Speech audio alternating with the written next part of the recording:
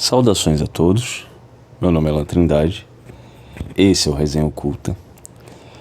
E nessa sequência de vídeos eu tô falando para vocês um pouco sobre a minha biografia espiritual. Os caminhos que eu percorri desde lá da minha infância até chegar no momento atual. Das coisas que eu faço e pratico hoje em dia. Nesse sentido, né? Com foco nesse sentido espiritual, nas coisas que eu estudo e etc.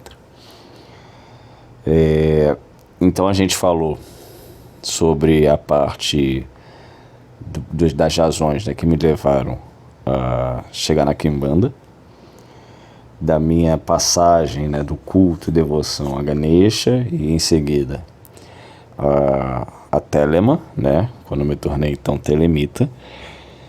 E aí no último vídeo eu cito justamente a mudança, né, para onde Telema de uma certa maneira me levou. E é desse contexto que a gente vai falar hoje, né, que é da parte do quemetismo. Então eu peço que você deixe seu like, deixe um comentário aí se você tiver alguma dúvida, compartilhe esse vídeo, minhas redes sociais vão estar todas aí descritas. Se você puder e quiser fazer uma contribuição, também o Pix vai estar aí, então, né, porque toda ajuda é bem-vinda. Manter o canal no YouTube hoje em dia não é barato, ainda mais um canal sobre livros, né, e livros custam caro. Então, se você puder contribuir da maneira que puder, um like, um comentário, compartilhamento, uma doação, tudo é bem-vindo, tá ok? Bom, se você não assistiu os vídeos anteriores, eu recomendo que assista, porque vai fazer mais sentido muitas das coisas que eu vou falar aqui.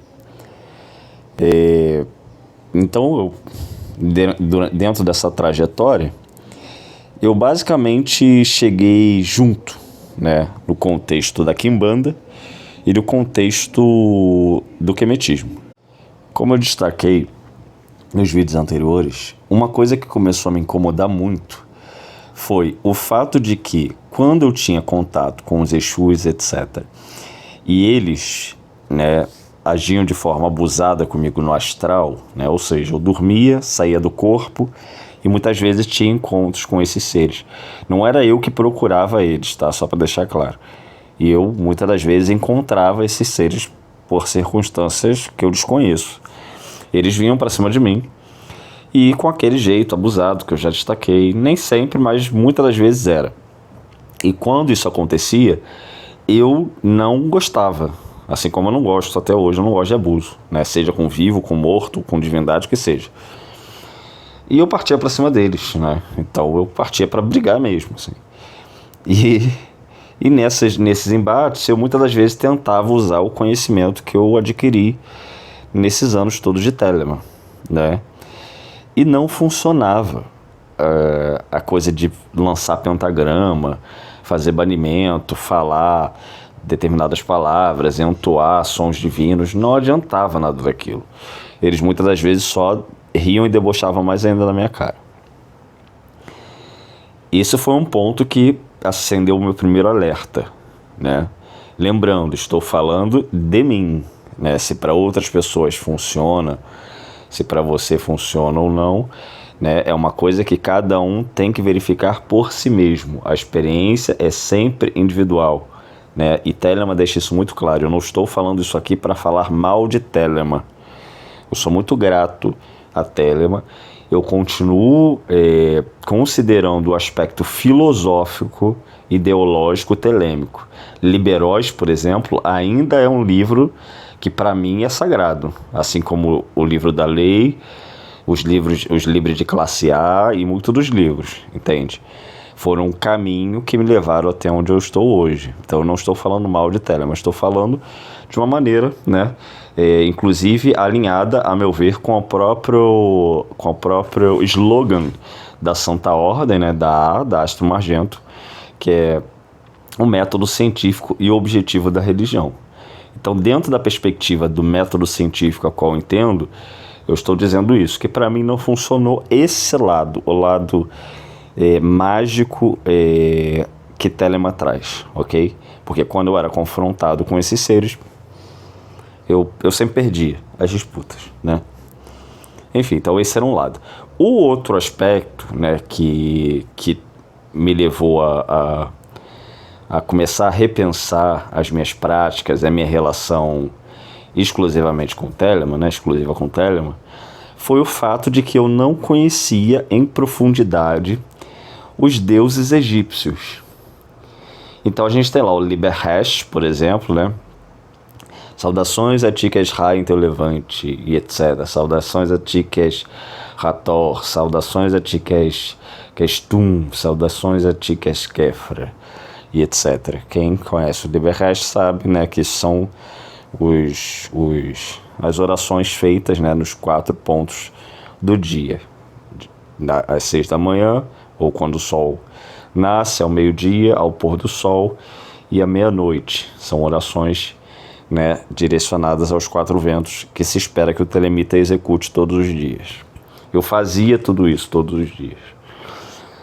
Mas em determinado momento, eu percebi que eu não sabia quem eram aquelas divindades em profundidade. Eu conhecia basicamente, mas não sabia dar detalhes, não conhecia a história e tudo mais. Quando eu resolvi pesquisar sobre, né, os deuses egípcios, eu comecei a encontrar textos falando sobre um tal de quemetismo, né? Mais ou menos como aconteceu comigo com o Telemann. Eu estava em outras buscas e aquela palavra começou a aparecer nas leituras que eu fazia e tudo mais. E aí eu comecei a pesquisar sobre Telemann e encontrei Telemann. Aconteceu a mesma coisa com o quemetismo. Eu, na busca por entender mais sobre as divindades egípcias, eu comecei a ver que existia um tal de quemetismo. E aí, bom, apareceu uma vez, mas aí eu continuei focado em ler sobre as histórias sagradas, né, dos deuses, chamadas de mitos, né, de mitologia. Enfim, e aí eu encontrava essa palavrinha aqui, acolá, e aquilo foi começando a chamar a minha atenção. Mas quando eu conversava com as pessoas falavam que quemetismo era uma tal de uma religião, né, de um grupo lá dos Estados Unidos, né, de uma mulher que, enfim, que tinha sido Wicca um dia e tudo mais. Para quem não conhece, essas pessoas estavam se referindo à ortodoxia quemética, tá? E essa mulher que essas pessoas se referiam era a Tamara Ciuda. E aí eu achava, quando as pessoas falavam isso, então não me despertava tanto interesse. Mas na verdade aquilo ali era um erro, né? Conforme essa palavra apareceu com mais frequência para mim, eu percebi que na verdade não. O quemetismo não se referia à ortodoxia quemética, né? A ortodoxia quemética é um segmento, né? Que na verdade é um conjunto de nomes aí, né? Então a ortodoxia quemética, tem a House of Netzer, que é a casa do Netzer. Enfim, é uma série de partes que compõem essa religião, digamos assim. Mas o quemetismo é um conjunto, né? É um conjunto, é um nome, né, que agrega diferentes segmentos que buscam reavivar, reviver, né, nos nossos tempos, as antigas práticas religiosas e mágicas do Egito Antigo. Então não se refere exclusivamente a um único segmento, mas a todo o conjunto que tem por objetivo estudar egiptologia, né, ou seja, ciência, né, arqueologia e tudo, não estudar no sentido necessariamente acadêmico, universitário, mas ter como base, né, as pesquisas acadêmicas para então reviver, né, essas práticas que os antigos egípcios executavam, magicamente e espiritualmente, e também filosoficamente, né, no seu sentido ali da utilização disso no dia a dia, né? Qual é a visão de mundo, né, que os antigos egípcios tinham e como isso pode ser aplicado nos nossos dias. E aí, pode parecer uma contradição, mas para mim fazia sentido que, enfim, eu buscasse mais aquilo. Por quê? Porque como eu queria entender quais eram aqueles deuses que são falados em Telemann, né? Eu pensei, ora, então se tem um pessoal, né, que estuda isso em profundidade, que estuda as bases tradicionais, né? Porque Telemann é uma coisa moderna, tem 100 e poucos anos, né?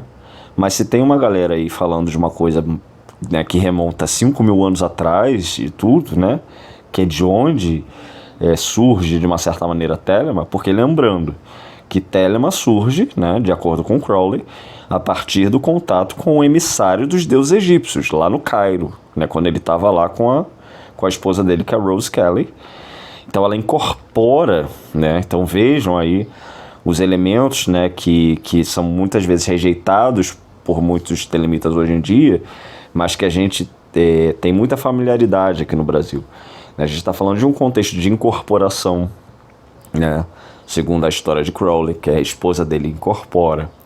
E aí essa entidade, né, que se diz como um emissário ou enviado lá dos deuses, né, egípcios, que fora então um sacerdote da época daqueles tempos, né, ele vem para dizer que, né, o novo éon, né, deve ser e foi estabelecido, né, o éon de Horus, né. Então, assim, toda uma série de elementos que justamente remontam a esse passado, mas dentro de uma perspectiva atual. Então eu pensei, ok, então eu tenho que entender mais sobre isso tudo, para entender quem são esses deuses e tudo mais. Eu já estava um pouco abalado, né, como eu citei, na minha prática telêmica, e conforme eu fui estudando o quemetismo, eu fui ficando cada vez mais fascinado. Eu achava que essa coisa assim de dizer que o Egito era uma terra maravilhosa e tudo, eu achava um pouco exagero. Eu pensava assim, só mais um povo que, enfim, né, que teve ali a sua história e tudo, mas o povo exagera muito, né, com essa obsessão por Egito, essa coisa.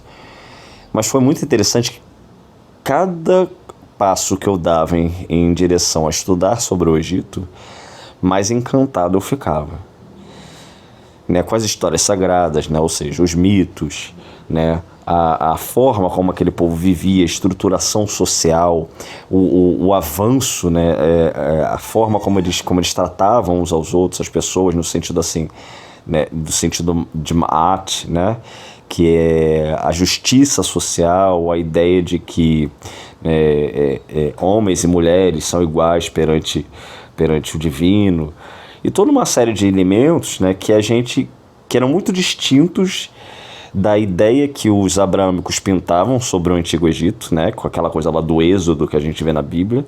Então eles colocam como se o Egito fosse uma terra assim maldita, né, nefasta, e que o faraó fosse um grande déspota, né, e que escravizava as pessoas. E quando você vai ver na prática, isso tudo é mito, né? Nem escravidão praticamente existia no Egito. Então, enfim, aí eu comecei a estudar sobre aquilo. Eu falei, caramba, é um povo realmente interessante, né? Embora muito detratado por um lado, por certas religiões, mas tem muita coisa aqui interessante, que a gente fala nos dias de hoje, inclusive, né? Que deveriam ser ideais para a nossa própria sociedade, de respeito, de igualdade, de equidade e tudo mais. E essa gente estava falando isso há 5.000 anos atrás. E aí você começa a perceber que os europeus iam para lá para aprender, os asiáticos iam para lá para se refugiar, né? Então como é que pode uma terra tão ruim servir de ensino, ciência, de ensinamento espiritual, de sabedoria espiritual, de refúgio, né, para alguns povos, né, que se vocês forem ver, Jesus e a família de Jesus no mito lá da Bíblia, foge para o Egito. José vai para o Egito. Enfim, uma série de elementos que a gente começa a pensar. Será que esse povo assim era tão ruim como pintam, né? E se era tão ruim, por que as pessoas iam para lá? E a gente vê que a história é bem outra na prática, né, na realidade. E todo esse fascínio foi aumentando cada vez mais. Enfim. E aí eu comecei pouco a pouco a incorporar as coisas que eu vinha aprendendo, né, dentro do quemetismo. Então eu já estava, né, aprendendo sobre a questão prática do quemetismo e de uma certa maneira assimilando isso com os meus rituais telêmicos. Porque telema é muito mental, né? Se você não criar rituais nos quais você vai ali através daquelas tabelas, né, daquelas diversas correspondências que existem em certos livros, né, telêmicos, se você não criar os rituais, você vai ficar basicamente fazendo rituais com bases mentais, de imaginação, né? Você vai ficar traçando coisa no ar, pentagrama no ar, estrela de 7 pontas, vai ter que imaginar isso, imaginar aquilo. E o quemetismo não trazia nada disso. Ele trazia exatamente aquilo que eu buscava, que era algo mais físico, mais palpável, né? Que tivesse a parte de falar coisas, de orar e etc., de rezar e tudo mais. Mas eu sentia falta de coisas palpáveis, de oferendas, né? De uma magia mais tangível, como o povo do candomblé tem, o povo da Umbanda tem. E o quemetismo tem exatamente isso. E não é invenção moderna, é justamente o conhecimento deixado pelos antigos egípcios. E aí, bom, como eu citei, né, eu falei que em Telema as coisas não fluíam muito nesse sentido quando chegava na questão da prática espiritual. Mas filosoficamente para mim funcionava. Quando eu comecei a praticar então a coisa quemética, né, de fazer os rituais com as oferendas, de evocar os deuses, chamar, né, esses seres, as coisas de pronto começaram a acontecer. E eu falei, caramba, então tem mistério aqui. Como dizem os evangélicos. E aí eu vi que a coisa começou a funcionar. E aí sonhos começaram a acontecer, fenômenos começaram a acontecer, né, dentro dos rituais. E o principal foi que eu nunca tinha sentido dentro de um ritual uma sensação tão absurdamente forte como eu senti quando eu comecei a praticar os rituais queméticos. Uma presença de uma paz que eu nunca tinha sentido na minha vida como um todo, né? Porque até quando eu falei sobre a questão dos Exus, etc., vocês vão ver que a questão da incorporação, ela nunca foi uma coisa assim muito tranquila, né? Ela traz um peso, ainda mais das primeiras vezes, né? Eu citei que eu passei mal e tudo mais. Mas com os Netzeru, né, que são esses deuses egípcios, não. Uma coisa assim de uma paz muito profunda, de uma sensação de completude muito grande, de realização, de estar em contato com o divino de uma maneira que eu nunca tinha sentido. E aí foi quando eu percebi, eu falei, é aqui, é esse meu caminho, ao menos a partir de agora, né? E aí, enfim, eu fui me aprofundando nisso, fui estudando, né? Fui entendendo cada vez mais as bases, comecei a entrar em contato com pessoas mais experientes, encontrei comunidades queméticas dentro e fora do Brasil, e que fazem um trabalho, né, muito interessante para a reestruturação dos cultos, seja os cultos de templo ou os cultos domésticos, né, de adoração, tanto aos Netzeru, que são os deuses, quanto aos Ahu, que são os ancestrais efetivos. Então até muita coisa da parte de Exu, né, dessa coisa do ancestral, quando eu fui estudar o que os egípcios têm a dizer sobre o culto aos ancestrais, quando eu comecei a estudar isso, muita coisa, né, que acontecia comigo em relação a Exu e etc. fez sentido, né? Porque engana-se quem pensa que no Egito, né, cultuava-se só os Neteru, que são os deuses. Existe um culto muito bem estruturado de culto de reverência aos Ahu, que são os ancestrais divinizados efetivos, né? Também chamados. Então existe todo um corpo de conhecimento muito profundo, filosófico, ideológico, mágico, né? A magia se chama Heka. Enfim, que sustentam e sustentavam toda aquela sociedade, aquela cultura e aquela espiritualidade egípcia. E aí quando você vê que aquilo lá durou 3.000 anos, né, que é mais tempo que a nossa sociedade cristã, que nós temos 2024 anos, praticamente, né? Eles duraram 3.000 anos. Então, e de maneira mais ou menos ininterrupta, né? Nós, com muito menos que isso, já mudamos diversas vezes muito do contexto social, né? O entendimento e tudo mais. Lá a gente vê muito mais consistência nisso. Por quê? Porque funcionava. Os deuses, eles eram e são visíveis, tangíveis. Não é essa coisa imaginada, distante. Então, muito da perspectiva que eu tinha, né, até então, que sofria muito essa influência judaico-cristã, ela foi sendo pouco a pouco deixada de lado. É lógico que tem muito trabalho a ser feito de reconstrução mental, intelectual, espiritual e etc. Mas você mudar o paradigma, né, da espiritualidade através de um corpo de conhecimento tão maravilhoso quanto esse egípcio é fascinante. Então, até nessa questão, por exemplo, do paradigma, né, da mudança, da perspectiva do paradigma, eu já contei até essa história aqui, né, que uma vez eu estava zapeando assim os canais, e aí passou uma cena de uma dessas novelas da Record, né, que eles, enfim, fazem sobre essas coisas bíblicas, e aí mostrava lá uma cena com o faraó e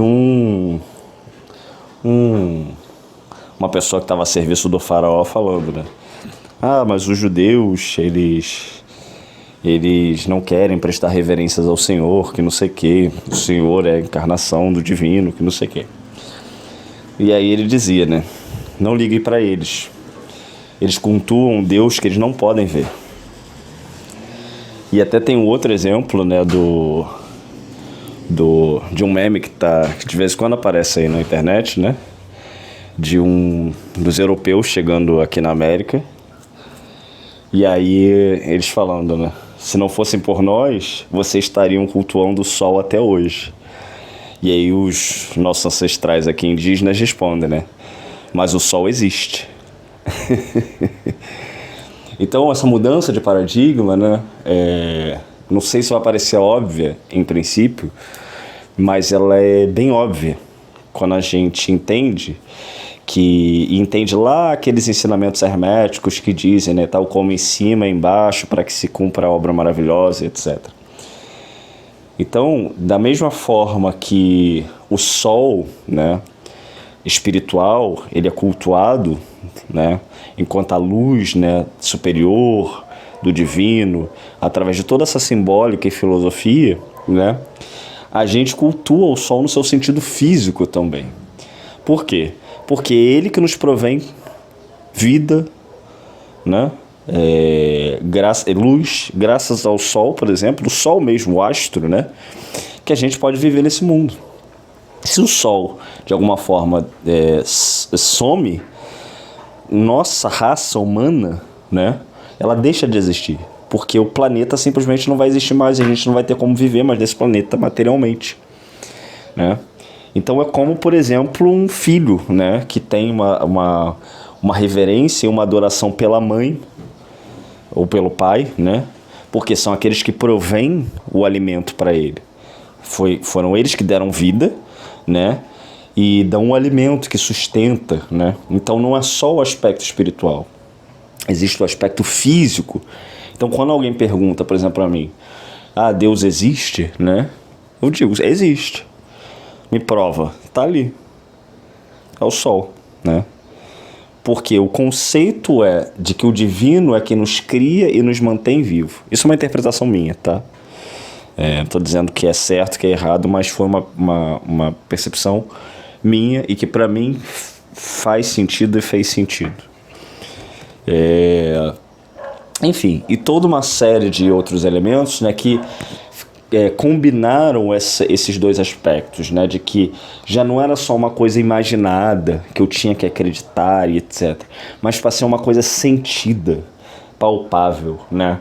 Então a coisa do fazer um ritual, né, para esse divino, para esse sol ou para esses vários aspectos da natureza, e que ao fazer isso, faz com que eu sinta literalmente no meu corpo a presença desses seres. Eu não estou falando de uma forma simbólica, eu estou falando de uma forma literal. Esse sentimento, essa sensação é literal, esse preenchimento, né?